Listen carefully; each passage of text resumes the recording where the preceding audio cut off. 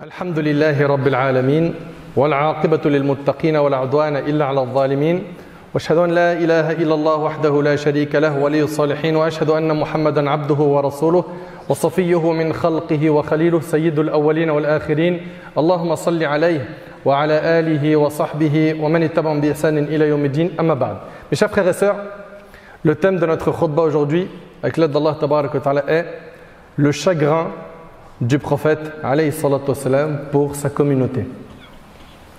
Le chagrin du prophète alayhi salatu wassalam pour sa communauté. Dans un hadith rapporté par l'imam al-Bukhari et Muslim, un jour, Aïcha radhiyallahu anha a demandé au prophète alayhi salatu wassalam: as-tu connu un jour plus pénible que le jour de Uhud? Il répondit: oui.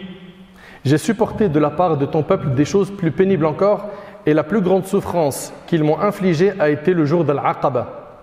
Lorsque je me suis présenté à Ibn Abd Yalil, Ibn Abd Kulal, et qu'il a repoussé mes sollicitations.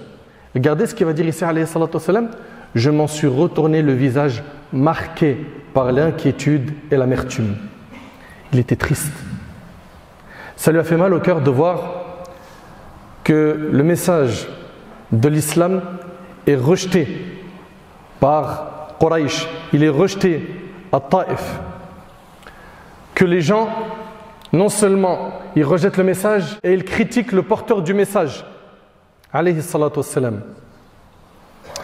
Je m'en suis retourné le visage marqué par l'inquiétude et l'amertume. Je n'ai repris mes esprits qu'à Qarn al-Tha'alib. Je n'ai repris mes esprits qu'à Qarn al-Tha'alib. Et le hadith il est rapporté par Bukhari et Muslim. Subhanallah. Le prophète alayhi salatu wassalam, il a déployé énormément d'énergie pour faire la da'wah, appeler à l'islam. Il a fait énormément d'efforts pour appeler les gens à la ilaha illallah, Muhammad Rasulullah. Mais à Mecca, ça a été difficile. Il est parti à Taïf, ça a été encore plus dur. Ça a été un jour très éprouvant. Et notre Seigneur Azza wa Jal, il nous parle de ce qu'a ressenti notre prophète alayhi salatu wassalam au Coran de sa da'wah, quand on a rejeté le message, qu'il a été critiqué, qu'il a été insulté. Et c'est un message à tous ceux qui appellent à l'islam, qui font da'wah. Regardez comment le prophète alayhi salatu wassalam s'est comporté quand il était triste pour sa umma. Regardez ce qu'il a fait. Apprenons de lui.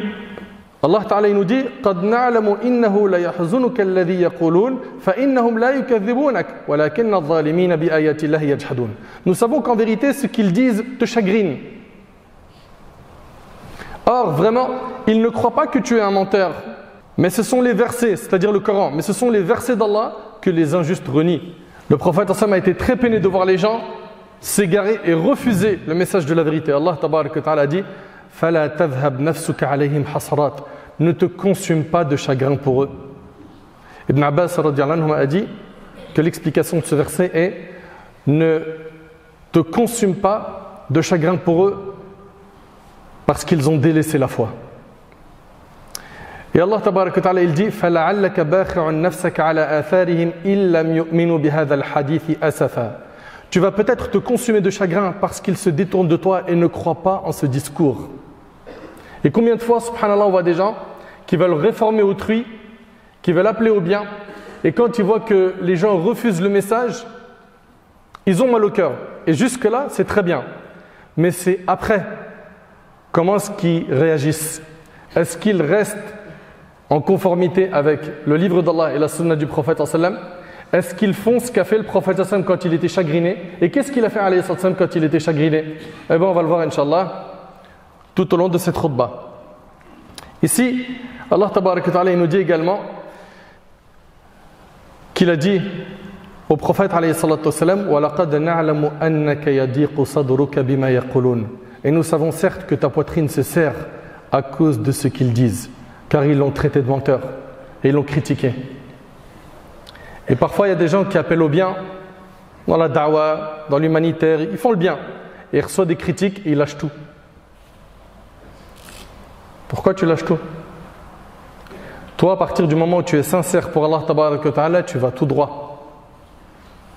Contre vents et marées, tu continues tout droit. Tu t'arrêtes pas. Pourquoi? Tu es un porteur de message. Tu tu es quelqu'un qui a des valeurs et qui appelle à ses valeurs. Tu ne peux pas tirer le frein à main et t'arrêter, c'est pas possible. Et ici le prophète alayhi salatu wassalam, il était chagriné. Et on va voir ce qu'Allah tabarak wa ta'ala va lui donner comme moyen pour soulager ce chagrin, pour soulager son cœur. Les prophètes alayhi salam étaient comme cela. Ils étaient chagrinés quand ils voyaient de la désobéissance dans leur communauté. Le prophète Ibrahim alayhi salam, Allah tabarak wa ta'ala, qu'est-ce qu'il nous dit? Il nous dit dans le Coran: إذ قال لأبيه وقومه ما هذه التماثيل التي أنتم لها عاكفون قالوا وجدنا آباءنا لها عابدين قال لقد كنتم أنتم وآباؤكم في ضلال مبين قالوا أجئتنا بالحق أم أنت من اللاعبين قال بل ربكم رب السماوات والأرض الذي فطرهن وأنا على ذلك من الشاهدين وتالله لأكيدن أصنامكم بعد أن تولوا مدبرين. Quand il dit à son père qui? Le prophète Ibrahim. Et on sait que son père, il était dans le shirk. Il associait Allah subhanahu wa ta'ala. Quand il dit à son père, donc Ibrahim, il dit à son père et à son peuple, que sont ces statues auxquelles vous vous attachez? Ils dirent, nous avons trouvé nos ancêtres les adorant. Ils dirent, nous avons trouvé nos ancêtres les adorant. Il dit certainement, vous avez été vous et vos ancêtres dans un égarement évident. Ils dirent, viens-tu à nous avec la vérité ou plaisantes-tu? Il dit, mais mon Seigneur est plutôt le Seigneur des cieux et de la terre, et c'est lui qui les a créés, et je suis un de ceux qui en témoignent. Et par Allah, écoutez bien, je ruserai certes contre vos idoles une fois que vous serez partis. Allah Ta'ala nous dit, فَرَاغَ إِلَىٰ آلِهَتِهِمْ فَقَالَ أَلَا تَأْكُلُونَ مَا لَكُمْ لَا تَنْطِقُونَ فَرَاغَ عَلَيْهِمْ ضَرْبًا بِالْيَمِينِ. Alors il se glissa vers leur divinité, leur statue. Et il dit, ne mangez-vous pas? Il parle au statut. Ne mangez-vous pas? Qu'avez-vous à ne pas parler? Puis il se mit furtivement à les frapper de sa main droite. فَجَعَلَهُمْ جُذَاذًا إِلَّا كَبِيرًا لَهُمْ لَعَلَّهُمْ إِلَيْهِ يَرْجِعُونَ. Il les a mis en pièces. Donc il a détruit toutes les statues. Vous connaissez l'histoire du prophète Ibrahim alayhi salam. Il a détruit toutes les statues sauf la plus grande. Il les mit en pièces hormis la statue la plus grande. Peut-être qu'il reviendrait vers elle. Quant au prophète Moussa alayhi salam, lui aussi, il a eu mal au cœur. Son cœur était plein de chagrin lorsqu'il a vu la désobéissance dans sa communauté. وَلَمَّا رَجَعَ مُوسَى إِلَىٰ قَوْمِهِ غَضْبَانَ آسِفًا قَالَ بِئْسَ مَا خَلَفْتُمُونِي مِنْ بَعْدِي أَعَجِلْتُمْ أَمْرَ رَبِّكُمْ وَأَلْقَى الْأَلْوَاحَ وَأَخَذَ بِرَأْسِ أَخِيهِ يَجُرُّهُ إِلَيْهِ قال ابن إن القوم استضعفوني وكادوا يقتلونني فلا تشمت بي الأعداء ولا تجعلني مع القوم الظالمين. Et lorsque Moussa retourna à son peuple, lui qui était parti à la rencontre de son Seigneur, alayhi salam, qui? Le prophète Moussa. À ce moment-là même, le prophète Moussa, il avait demandé à Allah de le voir. Et qu'Allah lui avait dit qu'il ne pouvait pas le voir, c'est-à-dire qu'il n'avait pas la capacité de le voir. Lorsque Moussa alayhi salam rentre, il est rentré fâché, attristé. Pourquoi? Parce qu'entre-temps, Bani Israël, ils ont adoré le veau. Il est rentré fâché, attristé. Il dit, vous avez très mal agi pendant mon absence. Avez-vous voulu hâter le commandement de votre Seigneur? Il jeta les tablettes et prit la tête de son frère en la tirant à lui, ô fils de ma mère. Donc son frère Haroun. Le peuple m'a traité en faible et peu s'en fallut qu'il ne me tue. Ne fais donc pas que les ennemis se réjouissent à mes dépens et ne m'assigne pas la compagnie des gens injustes. On voit ici que le prophète Moussa alayhi salam, il a été chagriné. Pourquoi? Parce qu'il a vu de la désobéissance. Et Moussa alayhi salam, il a dit قال رب اغفر لي ولأخي وأدخلنا في رحمتك وأنت أرحم الراحمين. Et Moïse dit, ô mon Seigneur, pardonne-moi et à mon frère et fais-nous entrer en ta miséricorde car tu es le plus miséricordieux des miséricordieux. Subhanallah, on voit ici que ça fait partie de la foi. De quoi? D'avoir de la répugnance pour le péché et la désobéissance. Les prophètes, ça leur faisait mal au cœur. On a vu ici plusieurs exemples. La question que je me pose ainsi qu'à vous, est-ce qu'on est insensible quand on voit de la désobéissance? Vous avez vu à quel point aujourd'hui les gens font le péché et que le péché se banalise et que tout le monde le normalise et puis ça y est, la norme elle est fixée par les gens maintenant. Tout le monde fume, ben on fume. Et n'importe quel mode même si elle est illicite, malheureusement, on en a un paquet de nos jeunes et moins jeunes, surtout de nos jeunes, qui suivent. Comme là dernièrement, je ne sais pas si vous avez entendu de la nouvelle mode des puffs. Ça se trouve, peut-être la moitié de la mosquée ne savent même pas ce que c'est. C'est des nouvelles cigarettes électroniques aromatisées. C'est devenu une mode. D'autres, ils sont à fond sur TikTok en train de regarder des lives qui exposent des femmes qui sont hyper mal habillées. C'est devenu la mode. Et les musulmans qui regardent ça, ça les chagrine plus. Ça leur fait plus mal au cœur. Je ne généralise pas bien sûr, mais un grand nombre d'entre eux. De plus en plus, on voit, subhanallah, la désobéissance se propager autour de nous. Les insultes, les gros mots, c'est devenu normal. Dans plein de cercles, dans plein d'assemblées, tu vois qu'il y a des gens qui insultent des mères et il n'y en a pas un pour réprouver ça. Il n'y en a pas un pour dire « craignez Allah ». Dans plein d'assemblées, la médisance s'est répandue énormément et c'est devenu le fruit le plus consommé dans les assemblées. Personne ne réprouve, personne ne parle, parce que tout le monde le fait. À quel moment ton cœur se chagrine comme les prophètes qui sont eux nos modèles? À quel moment? Allah tabaraka wa ta'ala, en parlant des prophètes, il a dit « Ulaika alladhina hada Allah fabihudahu muqtadih » Voilà ceux qu'Allah a guidés, suis donc leur guidés. Les prophètes, c'est nos modèles. Et pas ce qu'on expose aujourd'hui aux réseaux sociaux à notre jeunesse, des faux modèles qui appellent à l'égarement. Là, ici, on voit que les prophètes, ça les chagrine de voir la désobéissance. Et subhanallah, je me souviens que je parlais avec un ami et je voyais des gens que je connaissais qui étaient hyper mal habillés. Des garçons et des filles qui sont vraiment dans la provoque maximale et qui ne respectent pas les codes de notre religion. Et je lui dis, subhanallah, ça fait mal au cœur quand même. Il dit, mais pourquoi ça te fait mal au cœur? Tout le monde est comme ça. C'est normal ça maintenant. Le fait d'en arriver à un stade où tu ne ressens plus rien face à la désobéissance, c'est que ton cœur est accidenté. Rattrape-le vite. Le fait que tu vois le haram et que ça ne te fait rien, le fait que vous rentrez dans des cages d'escalier et que vous voyez des jeunes en train de rouler des joints et il n'y a rien, le fait que vous voyez des gros mots à tout va et qu'il n'y a rien, le fait que vous entendez des embrouilles de cité et vous habitez dedans et pour vous il n'y a rien, le fait que vous voyez de la délinquance, des gens se tirer dessus et pour vous il n'y a rien, c'est que votre cœur va mal. Votre cœur va mal. Et ce que vous oubliez, c'est qu'Allah tabaraka wa ta'ala il a dit Yawma la yanfa'u malun wa la banun illa man ata Allah biqalbin salim. Le jour où ni les biens ni la famille ne seront d'aucune utilité, sauf celui qui se présente à Allah avec un cœur saint. Le plus important de ta vie, c'est ce joyau que tu as dans ton corps qui est le cœur. C'est lui que tu dois faire briller, pas ton corps. Et aujourd'hui, on a mis le paquet sur quoi? Sur l'apparence. Et le cœur, plus tard. Attention, Ramadan, il arrive bientôt. Hein? Oh, on va aller à la mosquée, Inch'Allah. T'inquiète pas, on va faire des efforts. C'est ça, faire des efforts. C'est ça, faire briller le cœur. C'est ça, se repentir.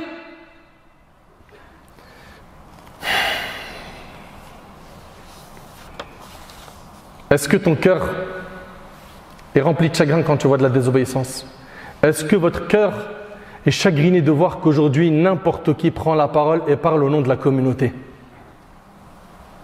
Combien ils sont nombreux aujourd'hui, ces gens, appelle-les comme tu veux, influenceurs, créateurs de contenu, appelle-les comme tu veux, qui propagent du pseudo-dîn sur les réseaux sociaux, et ce n'est pas du dîn du tout. Et ils veulent réformer la Ummah avec des moyens qui ne sont pas légiférés. Ça fait pas mal au cœur ça? Moi, wallahi, ça me fait mal au cœur. À la rigueur, quand il y en a un, il fait da'wah sur le net, et alhamdulillah, il a étudié, il a un cursus. Je suis content.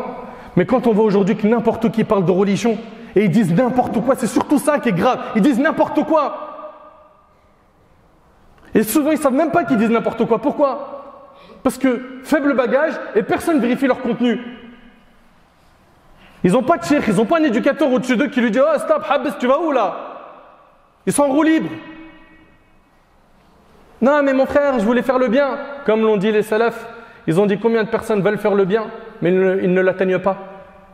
Ça ne suffit pas d'avoir la volonté de faire le bien. L'imam Malik, rahimahullah, il a dit, le grand savant l'imam Malik, rahimahullah, il a dit que ce qui réformera la fin de cette communauté, c'est ce qui a réformé son début, à savoir le livre d'Allah et la sunna du prophète sallam. Tu veux appeler à Allah, il y a des codes. Tu veux blâmer le blâmable, Il y a des codes. Non, mais parce que, de toute façon, vous, quand vous le faites avec la religion, ça ne marche pas. Mais qui t'a dit qu'on a l'obligation d'avoir du résultat? À quel moment on est obligé, quand on fait da'wah, d'avoir du résultat? Le prophète sallallahu alayhi wa sallam n'a-t-il pas dit dans le hadith, dans les recueils authentiques, que le jour du jugement, il y a des prophètes? Écoutez bien, le prophète, il viendra, il a été suivi par personne. Est-ce que ça veut dire par là qu'il n'a pas rempli sa mission? Absolument pas, il l'a rempli. Mais, wa ma'ala ar-rasuli ila al-balagh. Ce qui appartient au prophète, c'est la transmission, pas le changement des cœurs. Celui qui change les cœurs, c'est Allah tabarak wa ta'ala. Qu'est-ce que ça fait mal au cœur aujourd'hui de voir ces ruwaybida, ces hommes futiles, ces femmes futiles, qui parlent au nom de la communauté, qui disent n'importe quoi. Tout ça, ça fait partie des choses qui font mal au cœur. Mon frère ainsi que toi, ma soeur, as-tu mal au cœur pour ce qui se passe dans la Ummah? Si c'est le cas, sache que Allah tabaraka wa ta'ala, en parlant au prophète alayhi salatu wassalam, il lui a donné les solutions pour apaiser son cœur qui était chagriné. Allah tabaraka wa ta'ala a dit وَلَقَدْ نَعْلَمُ أَنَّكَ يَضِيقُ صَدْرُكَ. Et nous savons certes que ta poitrine se serre. Pourquoi? Bima yaqulun, à cause de ce qu'ils disent. La solution, regardez, Allah tabaraka wa ta'ala, il la donne ici au prophète sallallahu alayhi wa sallam. فَسَبِّحْ بِحَمْدِ رَبِّكَ Allahu akbar. وَكُن مِّنَ السَّاجِدِينَ وَاعْبُدْ رَبَّكَ حَتَّى يَأْتِيَكَ الْيَقِينُ. Voilà la solution. Allah Ta'ala, il a dit, et nous savons certes que ta poitrine se serre à cause de ce qu'ils disent. Première solution, écoutez bien, glorifie donc ton Seigneur par sa louange. Fais du dhikr. Fais du dhikr. Évoque Allah abondamment. Le dhikr, vous savez ce que c'est? C'est les formules de rappel comme Subhanallah, Alhamdulillah, La ilaha illallah, Allahu Akbar, Astaghfirullah, Allahumma salli ala nabina Muhammad, La hawla wa la quwwata illa billah. Tout ça, c'est des formules de dhikr. Donc le fait de faire ces formules, ça apaise le cœur. Tu te sens pas bien? Akthir min al-istighfar. Multiplie l'istighfar. Dis Astaghfirullah, Astaghfirullah, Astaghfirullah, Astaghfirullah. D'ailleurs, dans un hadith, le prophète il a dit, celui qui est assidu à l'istighfar, Allah il fera que pour chaque situation difficile, il aura une délivrance. Pour chaque souci, il aura une solution. Et Allah il va lui donner sa subsistance de là où il ne s'y attend pas. Allah tabaraka wa ta'ala, il nous parle du prophète Yunus alayhi salam, quand il a été dans le ventre du poisson. Allah tabaraka wa ta'ala, il a dit فَلَوْلَا أَنَّهُ كَانَ مِنَ الْمُسَبِّحِينَ لَلَبِثَ فِي بَطْنِهِ إِلَى يَوْمِ يُبْعَثُونَ. S'il n'avait pas été parmi ceux qui glorifient Allah, il serait demeuré dans son ventre, c'est-à-dire dans le ventre du poisson, jusqu'au jour où l'on sera ressuscité. Ce qui a sauvé notre prophète Yunus alayhi salam, c'est qu'il a connu Allah comme il le fallait dans les moments d'aisance. Allah a été à ses côtés dans les moments de détresse. Il était minal mukthirina minal at-tasbih. Il faisait beaucoup de tasbih, il glorifiait Allah. Et Allah il dit wa kum minas sajidin. Ça veut dire quoi? Ça veut dire et sois de ceux qui se prosternent. Tu veux apaiser ton cœur, tu es chagriné, tu n'es pas bien pour ce qui se passe dans la communauté. Bien évidemment, il faut continuer à appeler au bien, à ordonner le bien et à interdire le blâmable. Mais écoutez bien s'il vous plaît. Après avoir reçu l'ordre de glorifier Allah, Allah subhanahu wa ta'ala lui dit quoi? Et sois de ceux qui se prosternent. Subhanallah. Et la prière, c'est un délice. Et c'est un soulagement dans les moments d'épreuve. Le prophète sallam, il a même dit, la réjouissance de mes yeux se trouve dans la prière.